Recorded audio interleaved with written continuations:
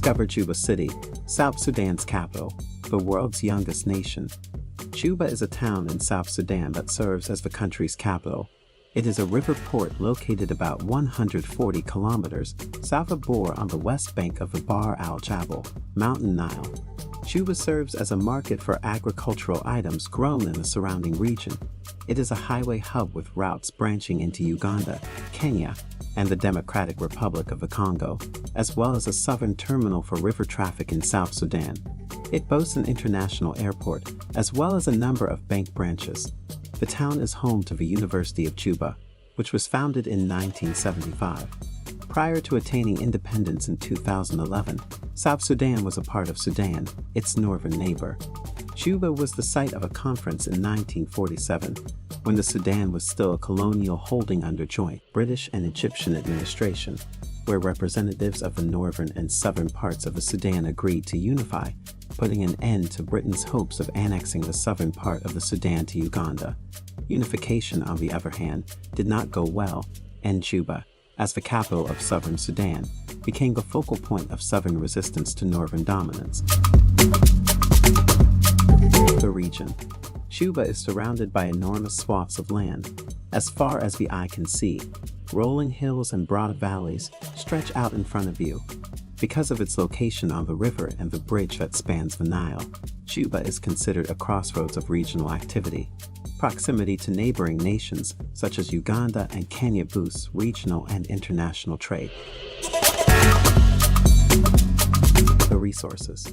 Natural resources abound in Juba and its surroundings. The Nile River's banks are lined by fertile fields. The town's outskirts are sparsely populated with cultivated grounds, and many locals commute to their modest subsistence farms on foot every day. The Nile River's power lends itself to being a viable source of energy production. Freshwater fish abound in the river waters, which could help to boost the fishing business. The area near Juba is remarkably rich in petroleum.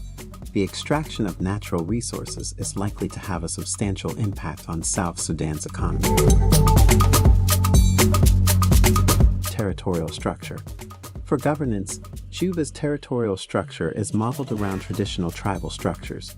The Boma, or village community made up of households within a tribe, is found at the most local level. Village communities elect a tribal chief who serves as a counselor and a clearinghouse for tribal decision-making. A payam, or town, is a collection of settlements. The county, which consists of villages and towns as well as the rural settlements that surround them, is the next organizational level up. County governments represent their founding communities and state government, which is made up of the national government. This structure has been combined with the North's governance system in Juba. In and around Juba, IDPs and refugees from neighboring countries such as Ethiopia and Congo have gathered in mixed neighborhoods. A number of tribes have established themselves in the city, and they continue to follow their tribal governance structure through the election of a tribal chief, despite the fact that a particular tribe may be fractured and dispersed throughout the town, geographically separating members of a tribe from their local chief. Local neighborhoods were divided into areas named hellas under the municipal organization as it was held by the North. The administration assigned Sheikh al-Halla, or head of area, leaders from the community to these locations.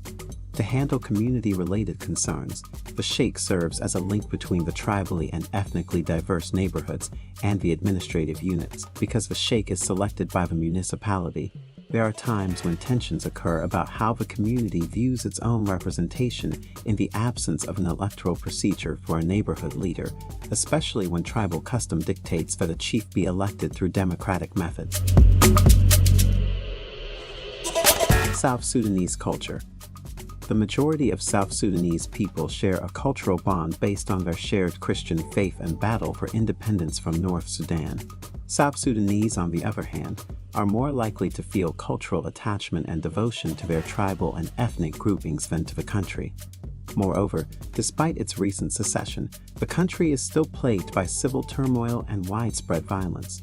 Since the start of the civil war in 2013, about 2 million people have been internally displaced. The repercussions of conflict have profoundly affected the cultural lives of many South Sudanese. The experience of exile has impacted people's practice of traditions, making it one of the world's most enduring refugee groups. Nonetheless, the South Sudanese are known for their adaptability, flexibility, and resilience. Many people are highly self-reliant and resourceful, and they continue to work through unpleasant situations with no complaint.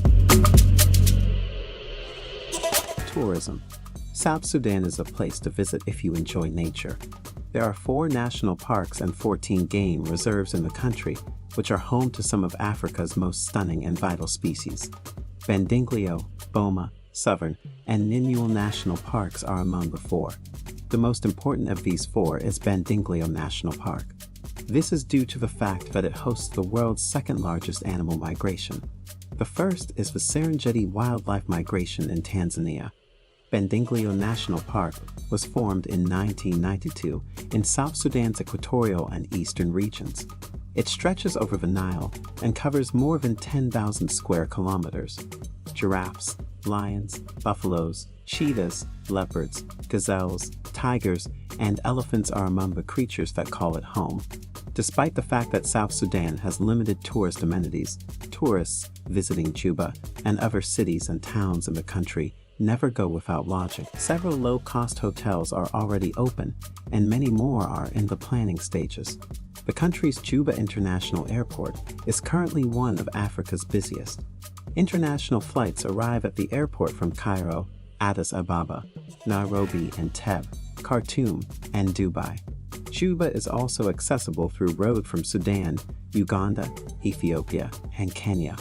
A number of tour businesses and automobile rental companies currently operate in the city for the convenience of guests. Agricultural activities. Given its favorable soil, water, and climatic circumstances, South Sudan is naturally endowed with agricultural potential. A vast range of agricultural products, including annual crops such as cereals and vegetables, tree crops such as coffee, tea, and fruits, cattle, fisheries, and diverse forest products, are estimated to cover around 70% of total land area. To realize such agricultural potential and achieve economic development and broad-based improvements in the nation's living standards, a realistic understanding of the country's initial conditions is required in order to design appropriate policy measures and an agricultural growth strategy in the near future. Currency. The Sudanese pound, SDG, is the Republic of Sudan's official currency. The pound, abbreviated as SDG in the foreign currency market, has been in circulation in the country since 1992, but it was only made legal tender in 2007. The Central Bank of the Republic of Sudan is in charge of issuing the SDG and maintaining currency stability. The denominations of banknotes range from 1 to 50 pounds. Coins ranging from 1 to 50 piasters are also in circulation. The Sudanese dinar, SDD, a now defunct currency that succeeded the first Sudanese pound, was replaced by the SDG, SDP. From 1992 to 2007, the dinar was in use. Since the 1950s, the pound has been in and out of circulation. In 2007, the current edition of the pound went into circulation. 3 banknotes are available in 1, 2, 5, 10, 20, and 50 pound denominations. Healthcare facilities. Post-conflict period South Sudan faces significant hurdles in providing health care to its citizens.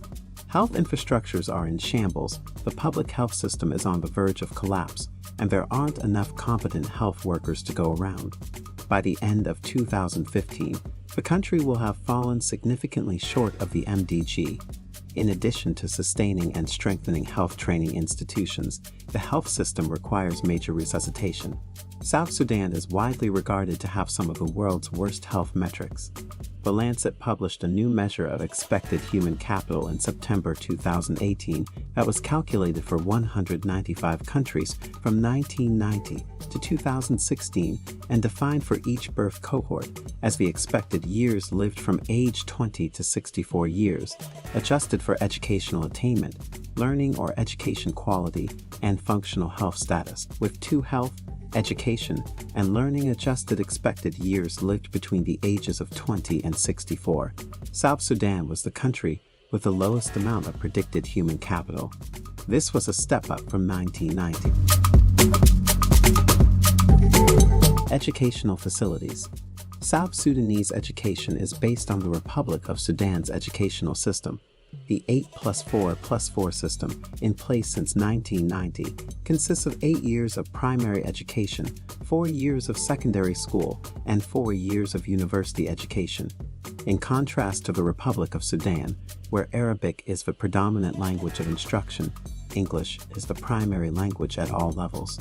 In the scientific and technical disciplines, there is a serious scarcity of English teachers and English-speaking teachers. This capital city is a perfect mix of everything, from culture to development. Although living in this city can be costly, it exudes an African vitality. If you plan on taking a tour of Jubba, keep in mind that it is a lovely and rapidly rising city with a lot to offer. If you enjoyed this journey, please like, share, and subscribe to this channel for more information.